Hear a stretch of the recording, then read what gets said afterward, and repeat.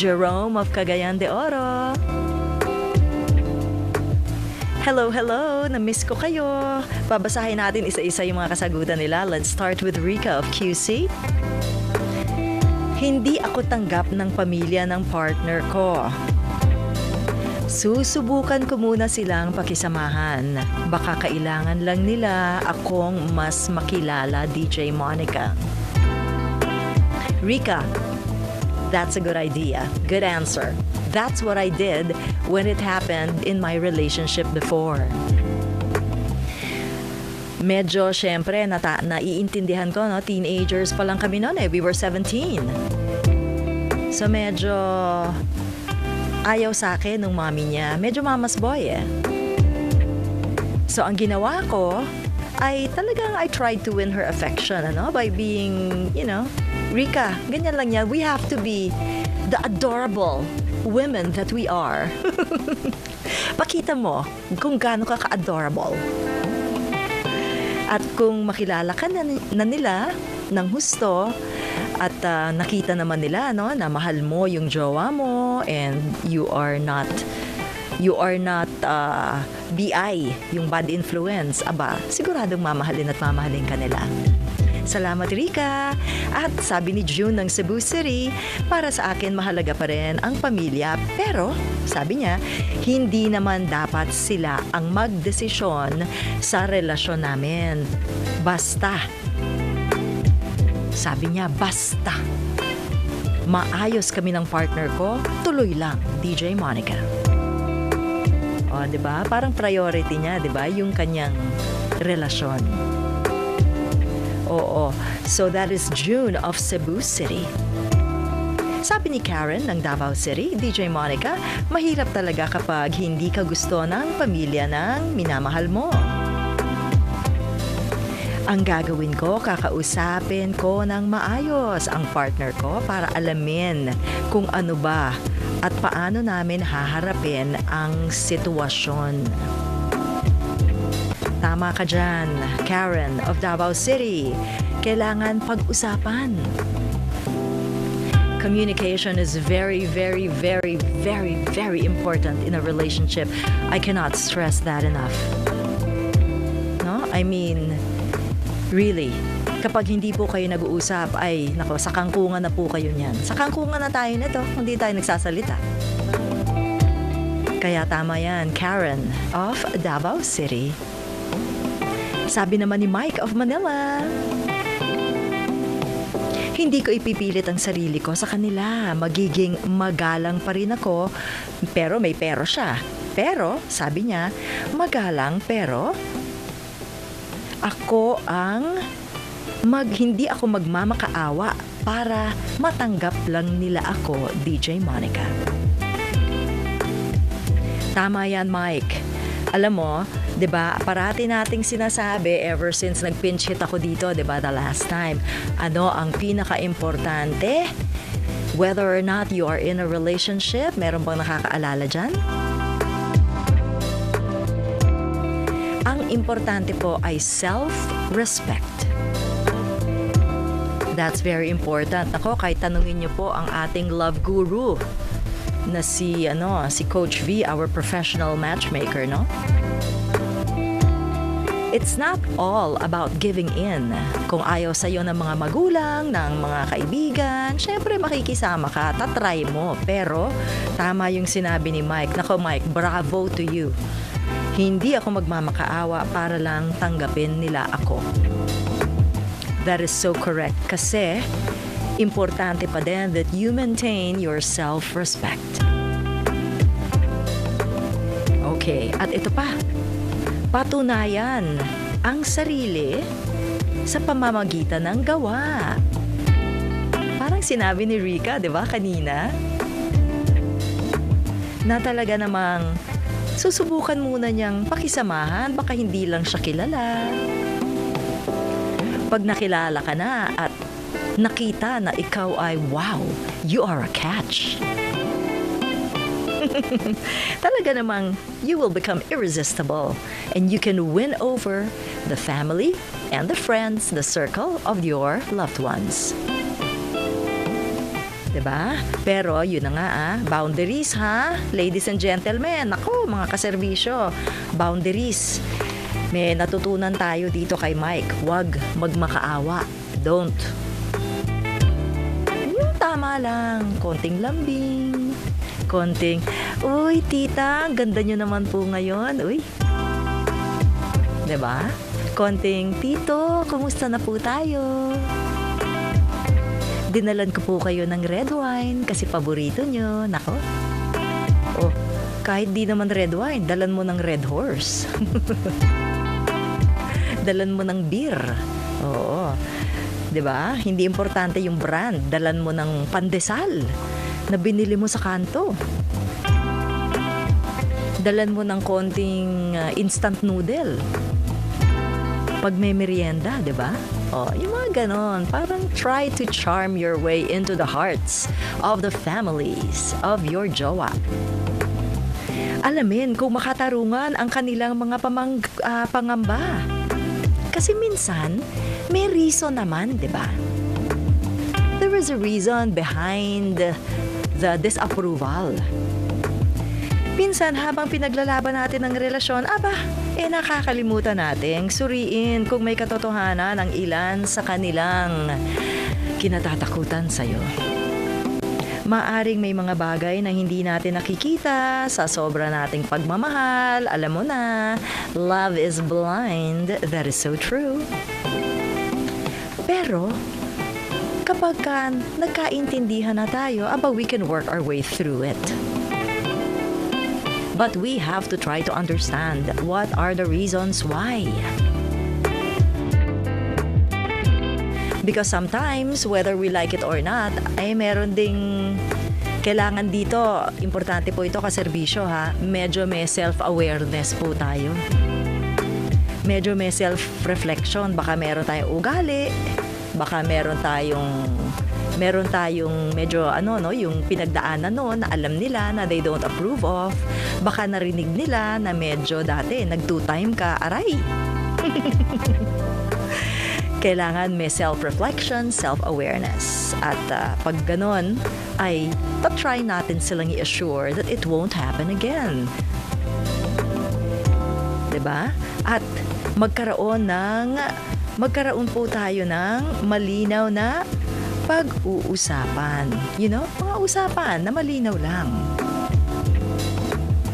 Kasi yan po ay importante, especially in a long-term relationship. Importante po yan na tayo ay magkaintindihan. Kaya, kilalanin natin kung ano ang dapat nating baguhin just in case lang naman meron. And then, we will work on that. And we will try to show the parents or the friends ng ating jowa na, I am worthy naman of the love and of the affection of your son or your daughter or your friend. Kailangan maintindihan natin na mahal natin si jowa, pero mahal din nila, 'di ba? Kaya maiging maintindihan natin na mahal natin siya in a different way, in different ways. Kayo as a parent, as a friend, ako as his girlfriend or as his boyfriend, pero we all want the best for him or her. Importante po yan. Ako, na tayo po ay magkaroon ng kalinawan tungkol po dyan para po ang ating relasyon ay maging mas mapayapa. O, diba? At pwede nating sabihin, could it be we are falling in love all the more? Because our parents are now approving of our relationship? Ang saya, di ba? Kapag ka-approve lahat. Here's the Spinners giving you this wonderful music, a little upbeat this time, right here on DZMM. Since I met you, I've begun to feel so strange. Every time I speak your name, that's funny. You say that you are so helpless too, that you don't know what to do. Each night I pray there will never come a day when you up and take your love away. Say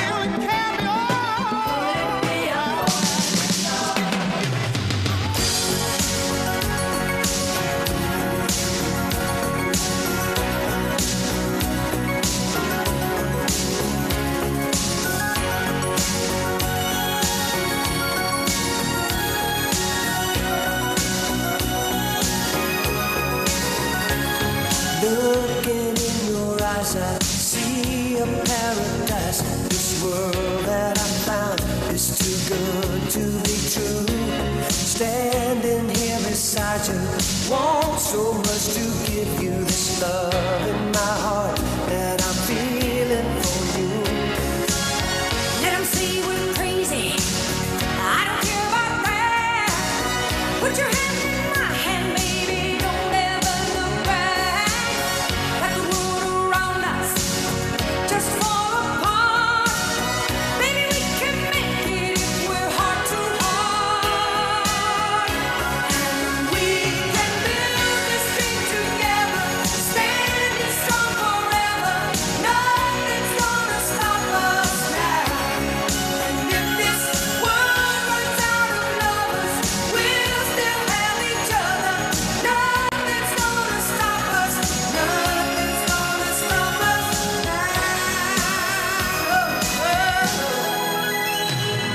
I'm so glad I found you.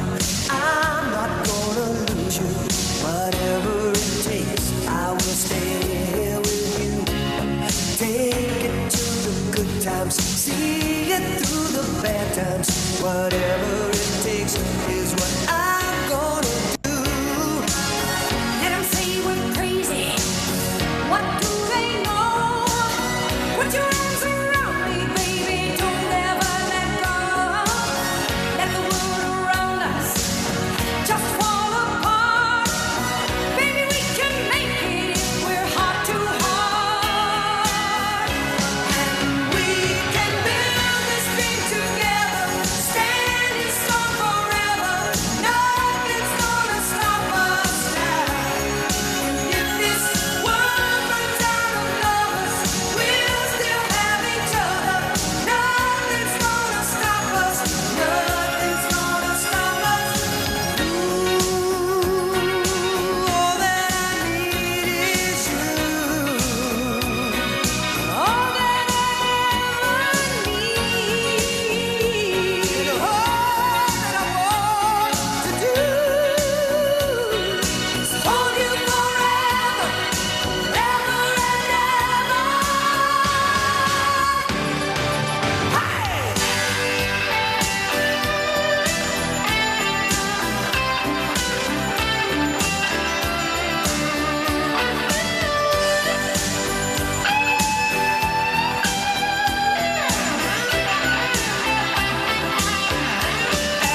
We can build this dream together, standing strong forever.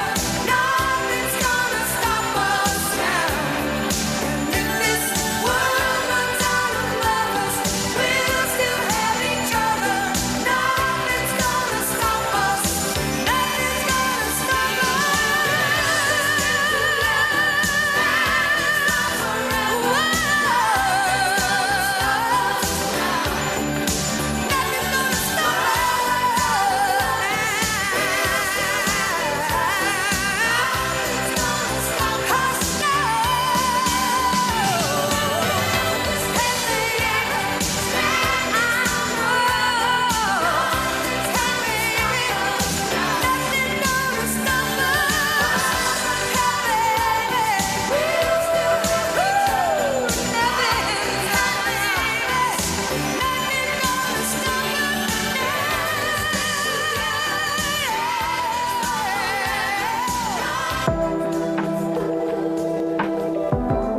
Love Connect. Love Connect. Sa DZMM.